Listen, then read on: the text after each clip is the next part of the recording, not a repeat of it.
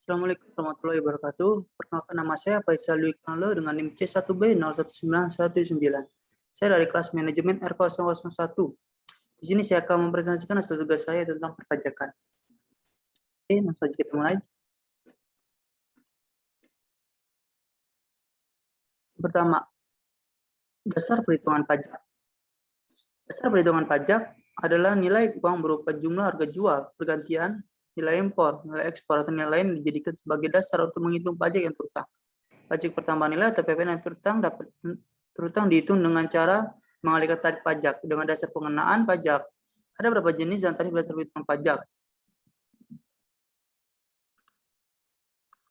Yaitu yang pertama ada harga jual. Harga jual adalah nilai berupa uang, termasuk semua biaya yang diminta atau seharusnya diminta oleh penjual. Karena penyerahan barang karena pajak atau BKP tidak termasuk PPN yang dipungut melalui Undang-Undang PPN dan potongan harga yang dicantumkan dengan faktur pajak. Yang kedua, pergantian. Pergantian adalah nilai berupa uang, termasuk semua biaya yang diminta atau seharusnya diminta oleh pemberi jasa karena penyerahan jasa karena pajak atau JKP, tidak termasuk PPN yang dipungut menurut Undang-Undang PPN dan potongan harga yang dicantumkan dalam faktur pajak. Biaya tersebut antara lain pengangkutan, biaya asuransi, biaya bantuan teknik, biaya pemeliharaan, biaya pengirim, dan biaya garansi. Nilai impor. Nilai impor adalah nilai berupa uang yang menjadi dasar perhitungan biaya masuk ditambah pungutan lain yang dikenakan pajak berdasarkan ketentuan perundang-undangan untuk impor. Barang karena pajak tidak termasuk PPN yang dipungut Undang-Undang PPN. Yang keempat, nilai ekspor. Nilai ekspor adalah nilai berupa uang termasuk semua biaya yang diminta atau seharusnya diminta oleh eksportir. Yang kelima, nilai lain. Nilai lain adalah suatu nilai berupa uang yang digunakan sebagai dasar pengenaan pajak untuk penyerahan barang kena pajak atau jasa kena pajak. Yang memenuhi kriteria tertentu, pengenaan dengan menggunakan nilai lain diatur dalam Keputusan Menteri Keuangan nomor 567 per KMK 04/2000.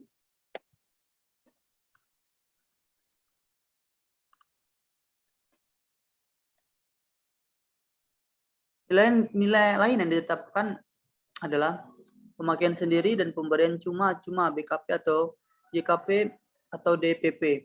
Harga jual atau pergantian setelah dikurangi laba kotor. Penyerahan BKP kepada pedagang berantara melalui juru lelang. Penyerahan rekaman suara atau gambar dengan harga jual rata-rata. Penyerahan film cerita dengan harga jual rata-rata per judul film. Persediaan BKB yang tersisa pembulan perusahaan dengan harga pasar wajar. Penyerahan kendaraan bermotor bebas dengan DPP 10% kali harga jual.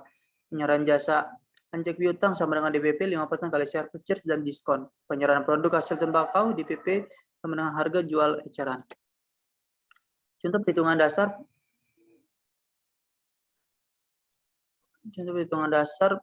Pemungutan pajak. PT menjual skuter seharga 10 juta tidak termasuk PPN kepada PT Sari Rasa Abadi. Perhitungan pajak. Dasar pengenaan pajak atas menjual komputer adalah sebesar 10 juta. PPN terutang 10%. 10% kali 10 juta sama dengan 1 juta. Oke. Selanjutnya, depresiasi dalam pajak.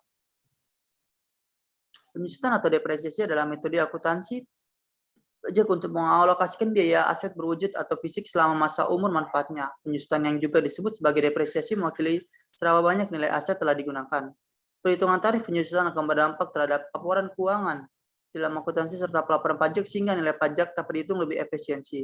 Penyusutan atas pengeluaran untuk pembelian, pendirian, penambahan, perbaikan atau perubahan harta berwujud kecuali tanah yang berstatus hak milik hak guna, bangunan, hak guna usaha dan hak pakai.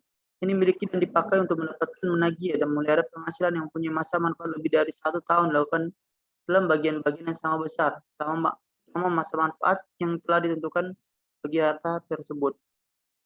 Pemungutan atas pengeluaran atau berwujud selain bangunan dapat juga dilakukan dalam bagian-bagian yang menentukan selama masa manfaat yang dihitung dengan cara menerapkan penyusutan atas nilai sisa buku. Dan pada akhir masa manfaat nilai sisa buku disusun sekaligus dengan syarat dilakukan secara taat asas. Penyusutan dimulai pada bulan dilakukan pengeluaran kecuali untuk harta yang masih dalam proses pengerjaan. Penyusutannya dimulai pada bulan selesai pengerjaan harta tersebut. Dengan persetujuan Direktur Jenderal Pajak, wajib pajak diperkenakan melakukan penyusutan mulai pada bulan harta tersebut digunakan untuk mendapatkan menagih dan memelihara penghasilan atau pada bulan harta yang bersangkutan mulai menghasilkan.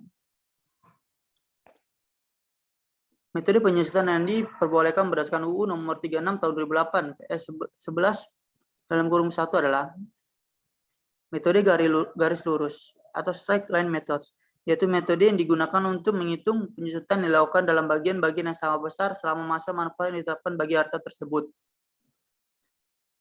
Penyusutan atas pengeluaran untuk pembelian, pendirian, penambahan, perbaikan, atau perubahan harta berwujud kecuali tanah yang berstatus hak milik hak guna bangunan, hak guna usaha, dan hak pakai yang dimiliki dan digunakan untuk mendapatkan, menagih, dan memelihara penghasilan mempunyai masa manfaat lebih dari 1 tahun. Dilakukan dalam bagian-bagian yang sama besar selama masa manfaat yang ditetapkan bagi harta tersebut. Kedua, metode saldo menurun.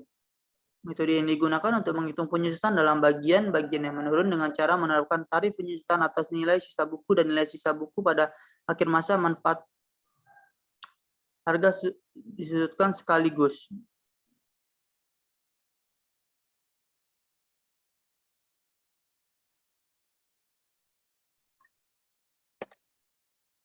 Tidak boleh disusutkan menurut ketentuan fiskal.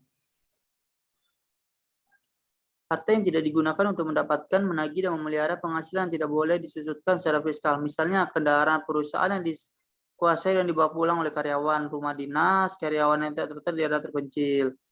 Dalam hal harta yang tidak boleh disusutkan secara fiskal tersebut dijual atau dialihkan keuntungannya merupakan objek PPh yang dihitung dari selisih antara harga jual nilai pasar dengan harga perolehan. Dalam hal selisihnya negatif kerugian tersebut tidak dapat dikurangi sebagai biaya. Amortisasi dalam pajak. Amortisasi merupakan pengalokasian biaya perolehan harta berwujud dan pengeluaran lainnya termasuk biaya perpanjangan hak guna bangunan, hak guna usaha, hak pakai, dan muhibah atau goodwill yang memiliki masa manfaat lebih dari 1 tahun yang digunakan untuk mendapatkan, menagih, dan memelihara penghasilan. Muhibah adalah nilai perusahaan yang melebihi asetnya dan dikurangi kewajiban dan terkait dengan pembelian perusahaan tersebut oleh perusahaan lain. Biasanya, hal ini terjadi saat harga pembelian lebih tinggi daripada jumlah nilai semua aset yang dimiliki perusahaan. Dengan kata lain, muhibah menunjukkan bahwa bisnis memiliki nilai di luar aset dan liabilitasnya. Dalam konsep ini, menurut ketentuan perpajakan atas pembelian harta tak berwujud yang masa manfaat lebih dari 1 tahun tidak dapat dibebankan. Sekaligus jika perusahaan membebankan pembelian harta tak berwujud tersebut di laporan rugi laba, maka akan melakukan koreksi fiskal dan melakukan perhitungan pajak penghasilan padan. Amortisasi atau harta tak berwujud dimulai pada bulan pengeluaran, kecuali untuk bidang usaha tertentu yang diatur dalam Peraturan Menteri Keuangan Nomor PMK 248 per PMK 03 per 2008, yaitu yang pertama, bidang usaha kehutanan, yaitu bidang usaha hutan, kawasan hutan, dan hasil hutan yang tanamannya dapat diproduksi berkali-kali dan baru menghasilkan setelah ditanamkan lebih dari 1 tahun. Yang kedua, bidang usaha perkebunan, tanaman keras, yaitu bidang usaha perkebunan yang tanamannya dapat berproduksi berkali-kali dan baru menghasilkan setelah ditanam lebih dari 1 tahun. Yang ketiga, bidang usaha peternakan, yaitu bidang usaha peternakan di mana ternak dapat berproduksi berkali-kali dan baru dapat dijual setelah dipelihara sekurang-kurangnya 1 tahun.